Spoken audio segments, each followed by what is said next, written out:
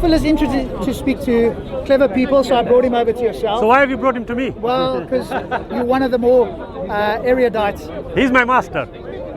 Get here. Because we've had a conversation about the beginnings of the universe and the Kalam cosmological argument, and I thought maybe I'm learning from Phil, so I thought maybe The Kalam we could have cosmological argument with me? Yeah. When? Oh, It was way somebody back. else. No. Well, are you a We fan talked, of it or we not talked so much? about the universe, I Yes, can remember that's right. that, but not the Kalam cosmological. But you know it, argument. though. No, I'm familiar with it. Yeah. But do you want to defend it or not so much? It's not about. Oh, sorry. Well, hang on. If he's not going to defend it, we should move on, right? Well, let's see. I mean, does he need to defend that or just cosmology in general? Because they obviously Well, believe. I'm kind of interested in debating that argument. Are you not a fan of that argument or no? Honestly, since you're asking me a personal opinion, Phil, there are many arguments. There's the Yeah. Kalam one in its various facets. Yeah. Okay. To me, I don't look at it that way. Yeah. What I would look at is there is a. Sorry. Will that interfere with that other one? No. Sorry. Sorry like about a that. Phil. newscaster. Yeah, I agree. Yeah, you see, at the end of the day, to me, okay, we are trying to answer a particular question, Yeah. as human beings, What would that question be, For me, it was, okay, you know what, I'm seeing everything around me, yes, and it does seem to suggest to me that something has brought all this together, So I look at everything, I study what I think I ought to study, and I come to a conclusion, Now, whatever one wants to say, no problem. But to me, anything that we are going to discuss ought to be based on a reasonable assessment of whatever evidence is available for that subject matter.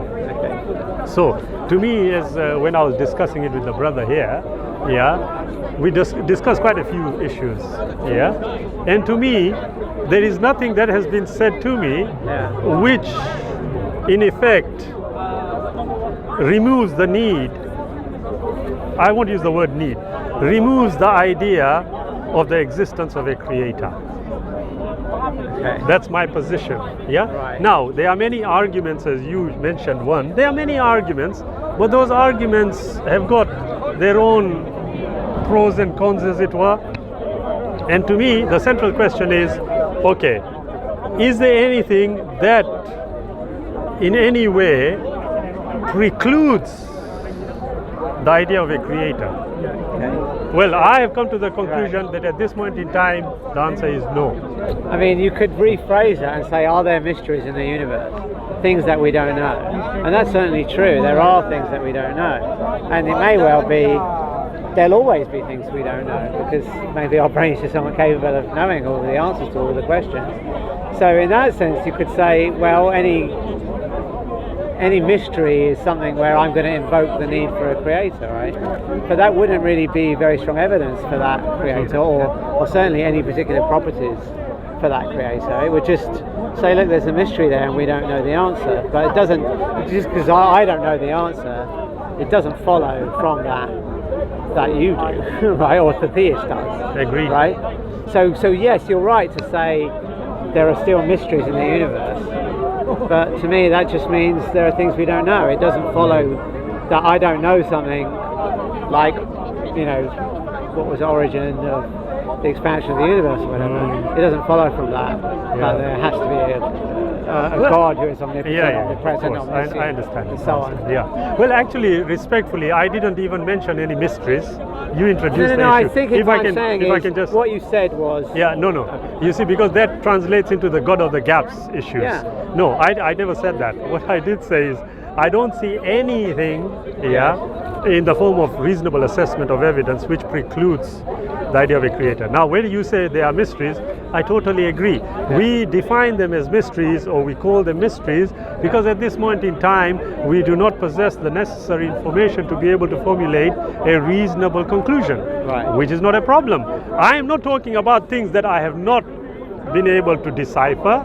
I'm talking about the things that I have been able to decipher, and on that basis have formulated a conclusion. So, as an example... Well, hang on. So we were supposed to.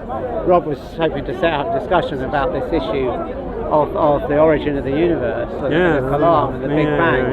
So, no, if you don't want to, you don't want to talk about that? No, I have no problem. I have no problem. We can talk people about. People have claimed that the Big Bang is evidence of God. Is that your position or not? No, I don't. Like I said, you see, when you are talking about the Big Bang being evidence for the Creator, okay, I will look at it this way. The Big Bang is evidence of something. Is it of a Creator? I would submit the answer is possibly yes. Yeah.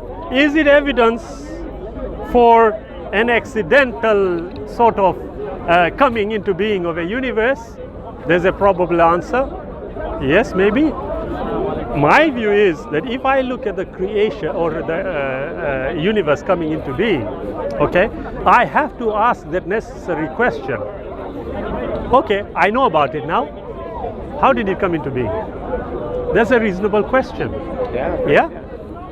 If we are going to say, well, do we know about every necessary property to establish definitively what the answer is?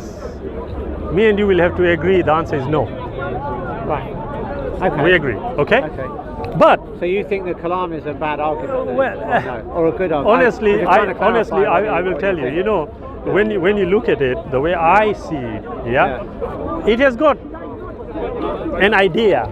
Yes, but does the evidence support the idea? Yes. I am looking at it from that perspective. You see, like I what's told your conclusion? It does or it does not? My conclusion is open at this moment. But what I would say is this. According to the evidence that I have seen, okay, it clearly supports the idea of a creator. The beginning, the beginning of the universe, okay, is just an event that occurred. Yeah, we are discussing about an event which we are not privy to objectively, but we are basing our answers on the little bits of information that we do have. Yeah. Now, as I said, you know, when you asked me, well, is there a point of discussing? I made it very clear. Yeah. When you talk about arguments, I am looking at them and thinking, right, what does it actually say? What does the argument actually say? Yeah. You look at that. Yeah. Okay. The universe had to come into existence. Whatever it is, I am saying, wait a minute, why don't we address the evidence that is readily available for us to be able to formulate a conclusion on, rather than looking at evidence based on an idea, a thought experiment, I call it, yes, and base everything on that. So when you earlier on mentioned the idea of there are many mysteries, I'm saying, look, that's exactly what we are doing here when we talk about the cosmological argument.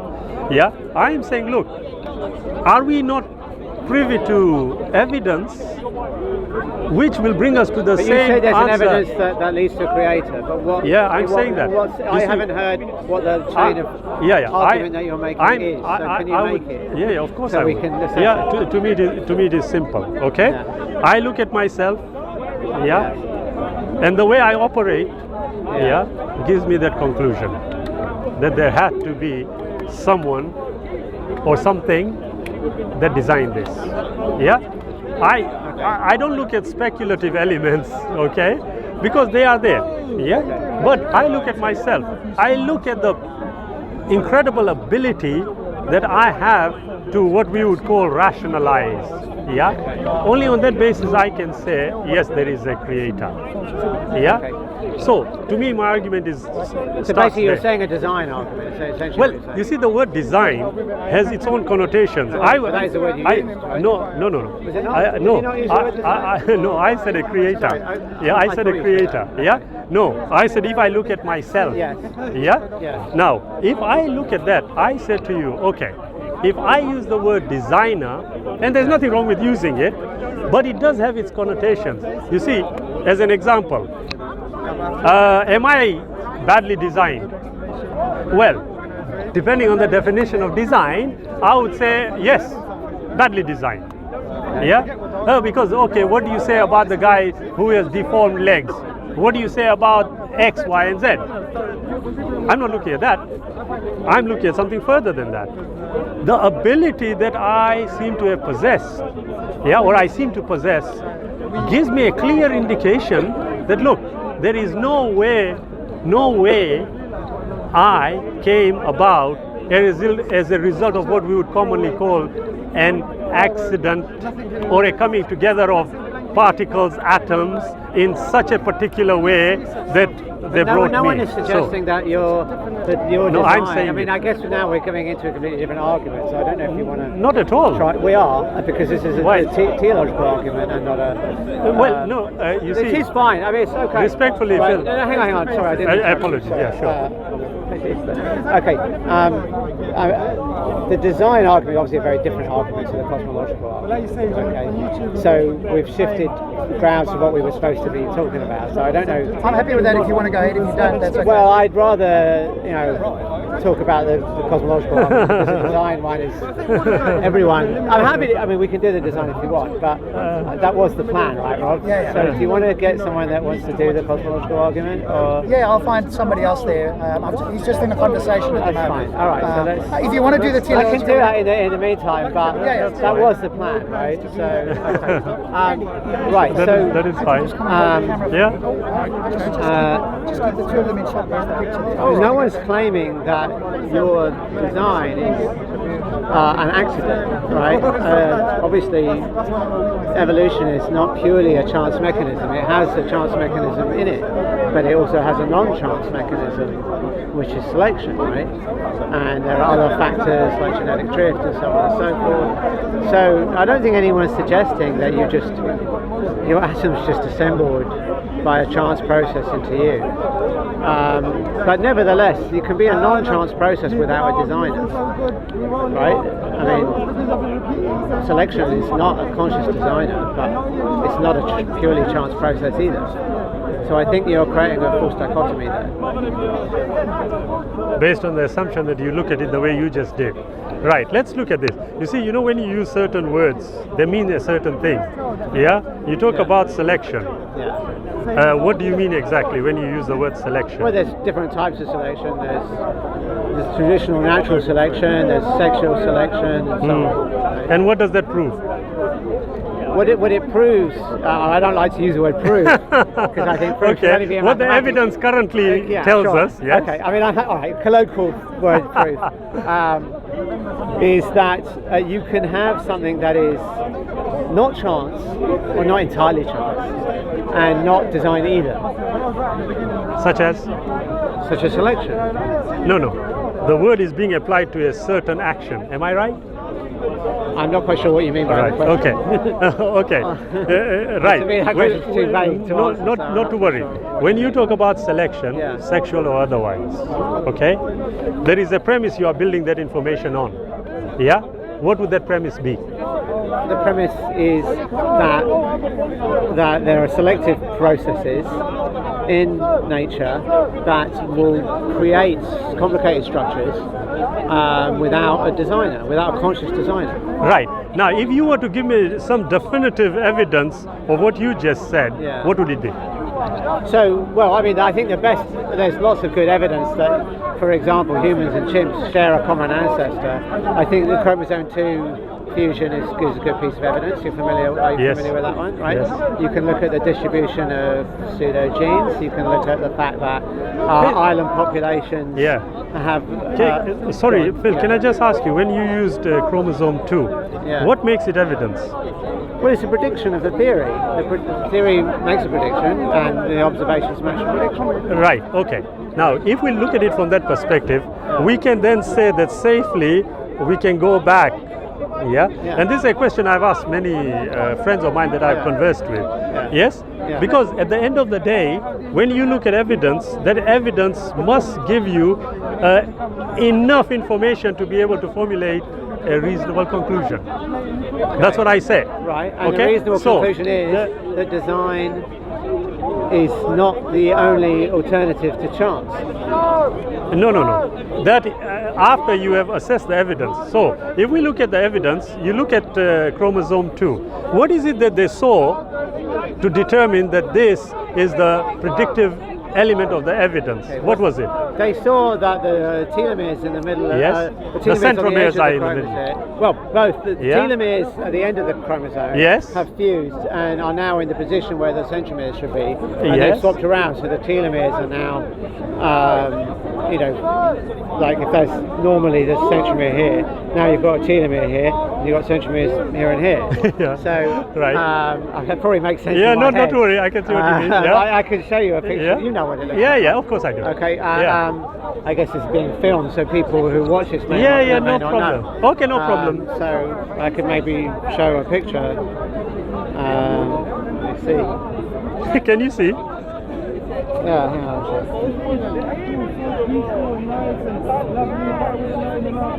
Okay, Yeah, there so- it is. Yeah. Yeah, Which okay. camera? Okay, Which so, camera? okay, who Yeah, wants to show see show this? one camera there. I don't know if you can see Yeah, it. if you can see it. It might be a bit Here too it much is, screen, the but- camera. Can you see any shine on it? I don't, Yeah, you probably go can't see just that. say. All right, so Yeah, not to worry. you Anyway, probably can't we- pick up the screen. So if, for the viewers, Yeah. I guess.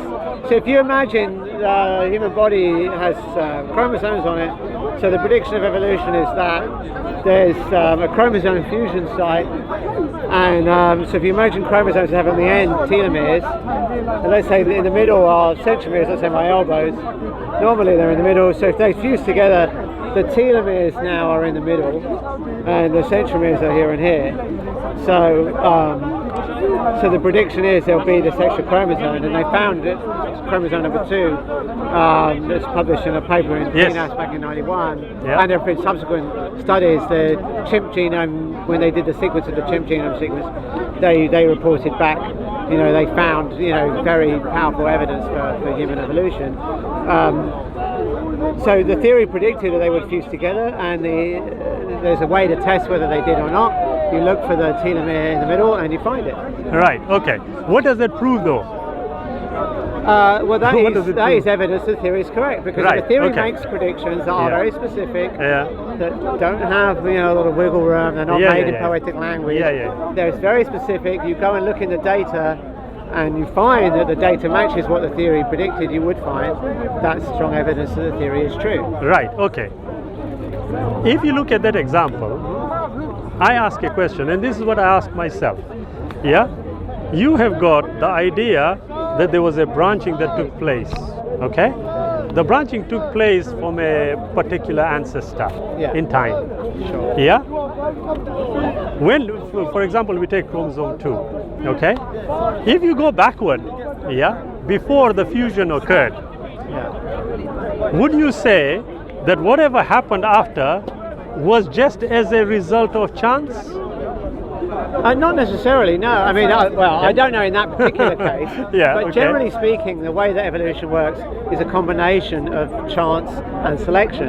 So you will have chance. Some of the elements of evolution are chance, i.e., genetic mutations Yes. are chance. However, the selective pressures that are acting on whether those mutations propagate through the population, they are not chance. Right. They are they're selection. But it's not design and it's not chance. Yeah, Neither. you see, Phil, Yeah. it's not design and it's not chance, it is Yeah. selection. Yeah. When we use the word selection, is it a comparison between either or to select? Well, there may be more than there's more than two options. I'm just using an example, yeah. I mean, it's It more can than be two 100. options. Yeah, it could be. That makes it Yeah, I mean, obviously you're all the more. selecting on a genetic, different traits. Yeah, so it has to extend to the phenotype presumably. So you're selecting for traits. Is it extending to the phenotype or is it the other way around when selection is taking place?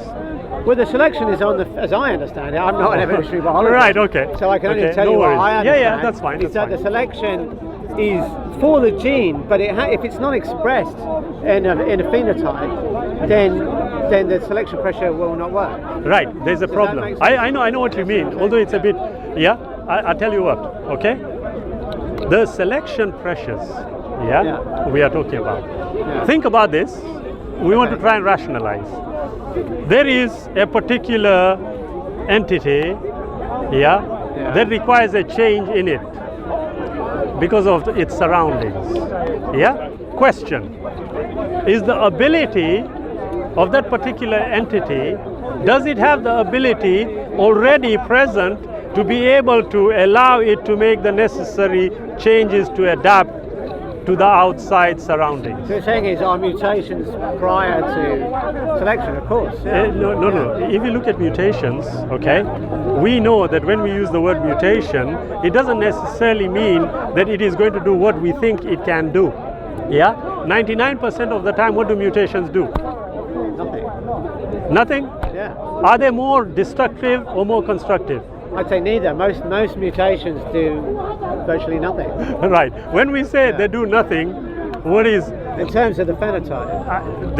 Right. Let's look at it this way. Right. Like I said... for those that don't know what we mean when we say genotype and phenotype, we should probably explain those terms. Yeah. So if you think of me as a set of genes, that's the genotype, right? If you look at, whether I've got 5 fingers, those sorts of things, that's the phenotype. Phenotype, so we're explaining what those terms mean, right? Right, okay. But the question is, when that takes place, I am asking you again, does, as you said, the makeup, the internal makeup, does it possess the necessary flexibility to be able to allow the change to take place? Yes. Now, is that as a result of external pressures based on an intelligent assessment? I use the word intelligent assessment, or is it blind? As far as I can see, it's not. When you say, just clarify your question, right? Are you saying that it's directed by some intelligence? Is that your question? No, I'm not saying that. What I'm saying is, if we look, I asked the question. It is how you want the result. You see, to me, it is simple. Even if I were to say to you, okay, external pressures, necessitated the change in a particular animal, let's say, okay? No problem. What I am asking is that did that animal already possess the necessary flexibility within its code to be able to undergo that change? Of course. Was that from the beginning, or was it added after? What do you mean by the beginning? When we say beginning, let's say we have got a single mechanism, okay? You have got a single cellular mechanism, goes into I'm not sure what you mean by a single cellular mechanism. let me tell you this. If we say, how did life begin? Right. How did it begin? I don't know. Do anybody know? We don't know. But let's say there's we had organisms that started, okay? Somewhere along the line, they became multicellular ones, Well, hang on. Multicellular would be way millions down of, way down the line. We are from the original line. not a problem. They would be very far away from Now the question is... What's happening, Rod? I've got somebody. Okay. Right, okay. But that's okay. Ready? Or Ready? ready? Much if you're ready. Okay, great chatting to you. Pleasure. Thank you very much. No problem at all. Cheers.